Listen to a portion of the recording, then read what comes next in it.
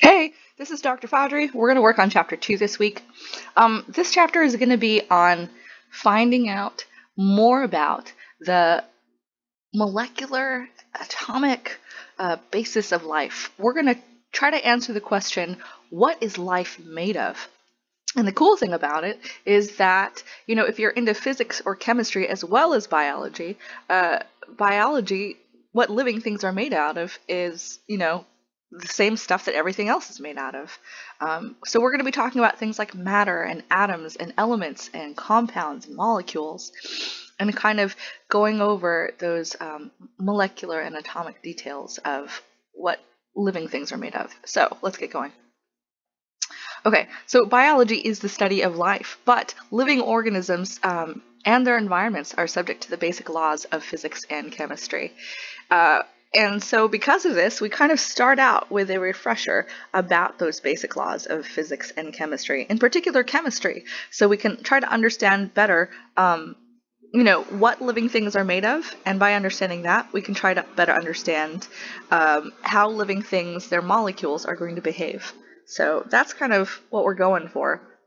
And what I'll try to do, because this is kind of a cool thing, I'm going to put into your Blackboard core shell a link to an experiment by two scientists in the 1950s. It's called the Urey-Miller experiment, and in this experiment they were able to show that really, the basic building blocks of life, things like carbon, hydrogen, nitrogen, and oxygen, they were able to self-assemble into biological molecules, the precursors for proteins and other organic matter.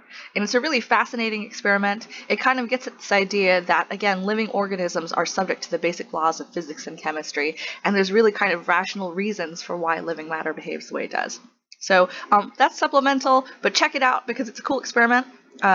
Onward and upward.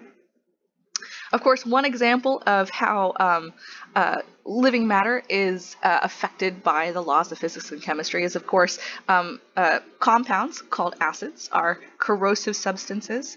Acids have a lot of hydrogen ion or H+ ion or protons, and these proton ions are very reactive with other chemicals. And because they're very reactive with other chemicals, and living things are made of chemicals, these acids are reactive with living tissue. Which is kind of bad news for anyone who kind of gets hit by acid. In particular, right, anything that these ants are kind of trying to defend themselves against. So these ants, their defense, whenever they feel threatened, is they're able to squirt this chemical from their bodies called formic acid. And this is an effective defense mechanism because, like all other types of matter, living matter obeys the laws of physics and chemistry. And so much like other matter, that is around, that can be corroded by or affected by acids and bases and their corrosive properties, living tissue also is corroded by or affected by acids and bases. So you can imagine for a second, right, the feeling that a living organism would have if it was squirted by formic acid by these insects, right? And that corrosive, stinging feeling. If you've ever accidentally put lemon juice in your eye, that lemon juice would be an acid. Or if you've ever put hot sauce or jalapeno sauce, or if you touch a hot pepper and then you put that in your eye, right? That's that hot stuff that's in peppers, and that kind of stings your tongue and your eyes whenever you interact with that hot sauce, right? That's actually a base. So those chemicals, when they're stinging our eyes and they're stinging our skin and they're making our tongues feel really hot, that would be the same kind of feeling that one would get if one was being squirted, by these ants with their formic acid when they're threatened. So again, right, living matter is subject to the laws of physics and chemistry, such as our living tissue being corroded by acid, in particular the acid that's generated by these ants when they're defending themselves. Okay, let's get to, though, what living things are made of, and we're just going to do a brief review of chemistry. I've also put a chemistry refresher in your Mastering Biology program. So if you want to check that out, in addition to looking at this video, and if you want to check out like Amoeba Sisters, the Khan Academy for just kind of chemistry refresher things, that would be those would be great ideas for kind of going over this stuff in this chapter. Okay, so first of all, everything is made of matter. Everything that we can touch, everything we can see everything that we can touch is made of matter, right? And matter is just anything that takes up space and has mass. So it's the stuff around us. And there's really two ways that we classify matter. Matter can either be made of pure substances, and those pure substances would be elements. Elements are substances that cannot be broken down to other substances by chemical reactions. And what I like to use as an example for this is like, carbon. And carbon is an element. It's found in things like graphite, it's found in things like diamonds, it's found in things like charcoal. And carbon is an element because if you keep on breaking down that graphite in your pencil, if you keep on breaking down like a diamond, if you could, diamonds are super hard, if you keep on breaking down that, charcoal briquette, right? If you break it down and break it down, break it down, even to the like atomic level, that graphite is made of pure carbon. And so as you break down that graphite in the end of your pencil, you keep on getting carbon and smaller molecules of smaller bits of carbon and smaller bits of carbon until finally, you get down to the smallest indivisible substance that would be an atom. And that atom would still be made of carbon, just carbon, because that pure elemental substance, it's a substance that can't be broken down to other substances by chemical reactions, right? It's a pure substance. A compound, however, is a substance consisting of two or more elements in a fixed ratio. And there's two important parts of this definition, right?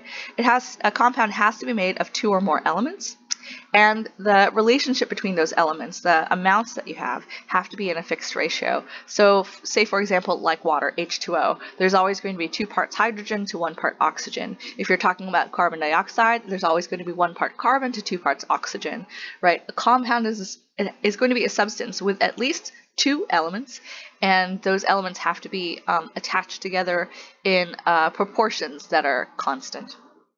Okay, and a compound has characteristics from those of its elements. And your book uses the example of sodium chloride. Sodium chloride is white, crystalline, tasty, salty, and I can put it into a pot of water, and it makes my pot of water salty and delicious. Its elements, however, right, sodium chloride as a compound because it's made of 2 elements. Sodium and chlorine, however, are 2 separate elements, right?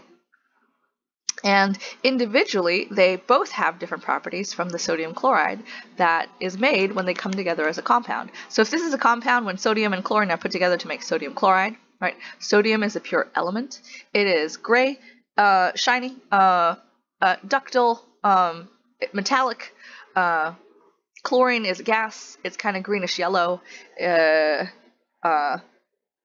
And both of these, in their elemental form, are very different from their compound form. And in fact, I put a video again in your Blackboard course shell that kind of illustrates the difference between sodium, right, elemental sodium, and sodium chloride. Because it turns out if you put sodium chloride in water, what happens? You make the water salty, you maybe raise its boiling point, and if you're making chicken soup, you make chicken soup really super tasty and salty.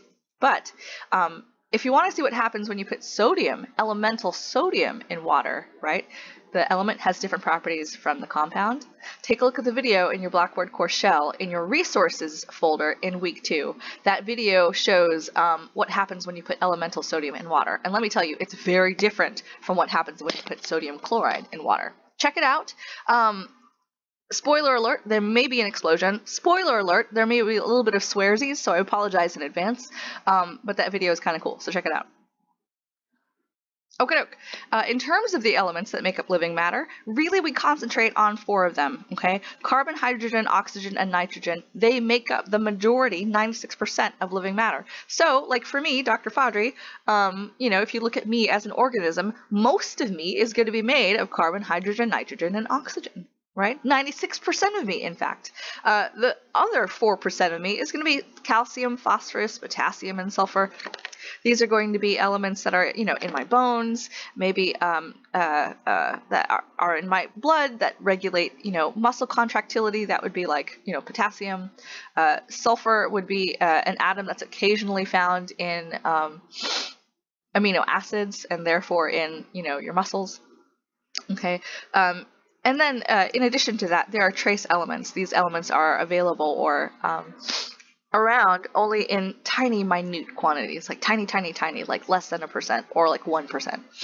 And if you take a look at this table, right, again, 96% of living matter of the human body is primarily oxygen, carbon, hydrogen, and nitrogen. Sorry.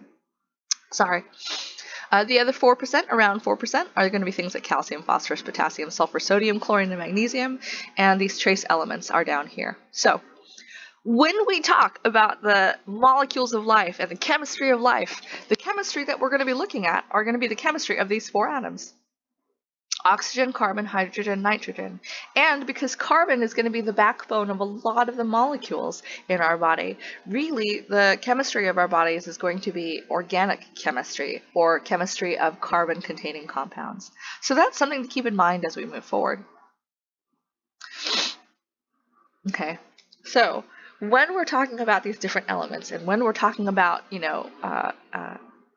these atoms and these compounds, right? What exactly are these things made of? Well, that's what we're going to find out in the next unit.